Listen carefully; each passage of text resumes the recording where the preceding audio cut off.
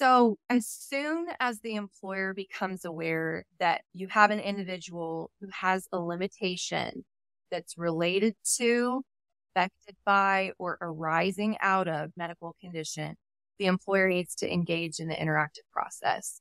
Usually, I recommend that interactive process be conducted by human resources professionals that you have on staff. They're the ones who are trained and educated and have the expertise to carry the process out in the right way.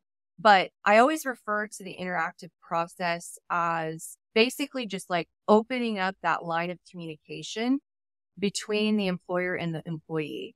Try and clarify and figure out what are the limitations this person has? What do they need? What can we do to allow them to perform the functions of their job?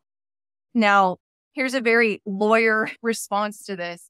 Every interactive process is going to look a little different.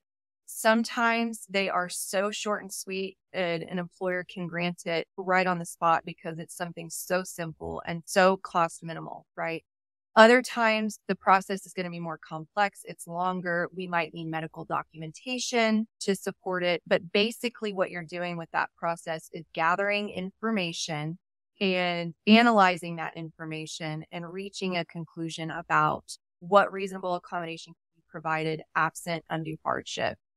Again, if we have a situation where an employer is going to be relying upon undue hardship as the basis for denying a requested accommodation, then the employer would need to be analyzing that issue as well, because there's some factors to consider there when it comes to an undue hardship analysis. And employers will want to make sure that they've done that assessment and know that we actually do have an undue hardship before denying someone's accommodation request.